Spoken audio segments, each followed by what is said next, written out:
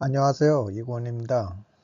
우리가 정책자금 얘기를 하면 주로 운전자금에 대해서만 떠들고 있지만 금리적으로 가장 유리한 시설자금에 대해서 오늘 얘기해 볼까 합니다.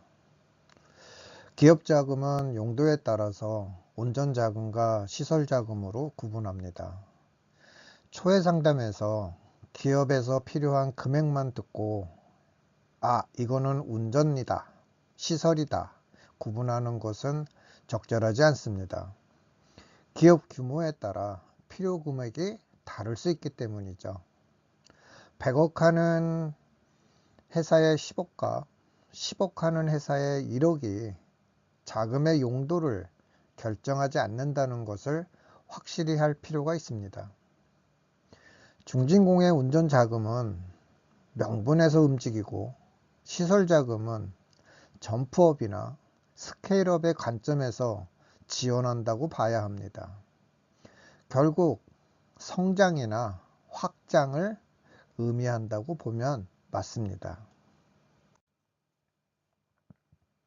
시설자금은 토지와 건축을 별개로 구입하거나 집합 건물인 사업장, 기계 설비 등을 지원합니다.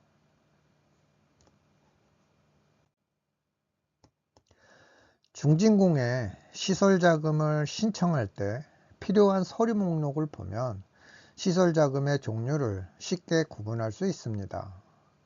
기업의 입장에서 정책자금이 나올지 모르는 상황에서 계약서를 사전에 제출해야 하는 부담을 피할 수는 없습니다.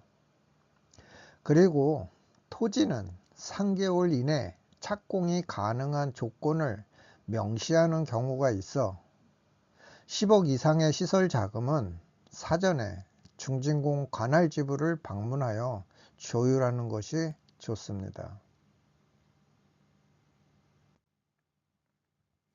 기업에서 시설 자금이 필요하면 제일 먼저 해야 되는 일은 은행을 방문해서 대출 가능한 금액을 확인하고 그 다음에 중진공에 신청 접수를 합니다.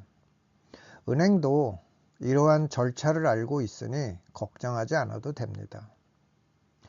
은행은 담보가치가 있는 토지나 사업장에 대해서는 감정가의 80% 정도에서 대출 금액을 산정하지만 건축이나 기계에 대해서는 담보가치가 약해 꺼린다는 것을 이해해야 합니다. 5억 원 내외의 시설 자금은 중진공에서 직접 대출로 진행할 수 있지만 그 이상의 시설 자금은 대부분 대리대출로 진행하므로 사전에 은행에서 정한 한도가 꽤 중요합니다. 대리대출이란 은행을 통해 대출을 받지만 중진공의 금리를 적용받는 것을 말합니다. 표에서 보면 신한은행에서 23억 원을 받고 3억 원은 중진공의 운전자금으로 받았습니다. 금리를 보면 은행의 담보대출과는 확연한 차이가 있습니다. 창업 7년 이내 기업의 시설자금 대출금리는 기준금리에서 0.5%를 할인 적용받아 일반적인 기업이 은행에서 담보대출을 받을 때 적용받는 5%에서 6%의 금리를 감안하면 시설자금에 대한 정책자금 우대금리가 생각보다 훨씬 쓸모가 있다는 것을 알 수 있습니다.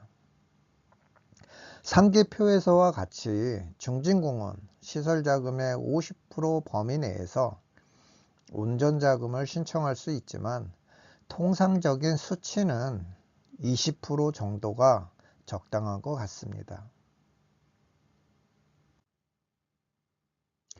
정책자금이 확정되기 전에 구입한 시설에 대한 자금은 지원하지 않는다는 것에 주의해야 합니다. 특수관계인이 소유한 시설을 매입하는 것은 은행은 담보가치로 평가하기 때문에 가능하지만 정책자금에서는 짬짬이 짜고 치는 거 또는 하나의 소유로 간주하여 지원하지 않습니다. 임차 공장에 부착되는 시설은 제한적이지만 본인 공장에 필요한 발전기, 변압기 정도는 가능할 수도 있습니다. 금형에 대해서는 된다, 만다 정하기는 어렵지만 사전에 기간의 확인이 필요합니다. 이동성이 심하고 사후관리가 곤란해서 담보 운영이 어렵다고 판단되는 기계설비, 기구, 차량, 중장비, 건설 기계 등에 대해서는 은행이나 소진공에서는 담보가치가 약하다고 보지만 중진공에서는 지원이 가능할 수 있습니다. 하지만 소액의 기계를 여러 개 신청하는 것은 운전자금으로 해결하는 것이 맞을 수 있으니 참고하시기 바랍니다. 창업하고 얼마 되지 않아서 시설자금을 신청하는 것에 대한 결과는 혁신 성장 업종이라면 가능하겠지만 일반적인 업종, 즉 흔한 업종이라면 쉽지 않습니다.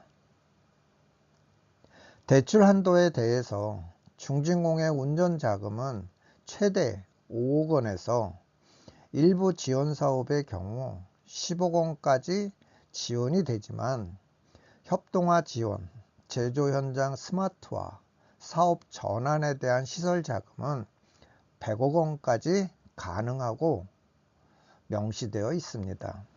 그렇다고 아무 회사나 주지는 않겠죠. 소진공의 경우 혁신성장, 상생지원의 시설 자금은 10억 원까지, 제조업이 받는 소공인 특화자금의 시설 자금은 5억 원 한도로 지원합니다. 수년 전에 중진공의 대출 한도가 매출의 150%였던 것을 감안하고 기업 규모를 생각하면 우리 회사가 얼마나 받을 수 있는지는 어느 정도 짐작할 수 있을 것입니다. 앞서 말한 바와 같이 건축이나 기계에 대한 담보 가치는 약하지만 중진공은 은행처럼 박대하지는 않습니다. 잘 준다는 거죠. 단 건축에 대해서는 은행하고 별로 차이가 없습니다. 중진공은 토지나 사업장은 대리대출로, 기계 설비의 경우 5억 원 이내에서는 직접 대출로 처리하고 5억 원을 초과하는 경우에는 대리대출로 처리하기도 합니다. 토지, 건축, 기계가 필요하다면 한 번에 신청하는 것이 맞습니다. 나눠서 신청하면 분명히 문제가 생길 수 있습니다. 중고 기계에 대해서는 전부 다 되지는 않지만 일부 지원이 가능할 수도 있습니다. 시설자금의 우선순위는 제조업의 공장, 도매업의 창고, 그리고 정보통신업의 사무실로 보면 맞습니다. 중진공에서 받을 수 있는 시설자금은 대략 20억 내외입니다. 나머지 부족한 자금은 은행의 조건을 따져봐야 할 것입니다. 중진공은 수출 기업에 지원하는 신시장 진출 지원 자금에 사업장 매입이나 건축비는 지원하지 않습니다. 오직 기계 설비 가능합니다. 대출금 상한은 담보 설정에 따라서 두 가지로 구분합니다. 대부분의 기업은 1년이라도 상한을 늦추기 위해서 담보를 설정하든 말든 4년 거치 6년 상한을 희망합니다. 만일 10억 원의 시설 자금을 받았다면 4년까지는 매월 260만 원 정도의 이자를 내야 하고 6년차부터는 5년차부터는 매월 1,600만 원의 원리금을 내야 합니다. 시설 자금에는 소액의 감정평가비가 필요하고 보험가입 필수입니다. 정리를 하면 임차료를 내는 것보다 대출을 받아서 이자를 내는 편이 낫다고들 합니다. 그러다 보면 언젠가 공장 가격은 올라간다고 생각하기 때문이죠. 하나의 투자로 보지만 임차든 자가든 원가를 낮출 수는 있어도 매출이 상승하거나 눈에 확연하게 드러나는 이익을 기대하긴 어렵습니다. 그러다 상한기일이 닥치면 그때는 감당하기 쉽지 않을 수 있다는 것을 내다보는 해안이 필요합니다. 제가 준비한 자료는 여기까지입니다.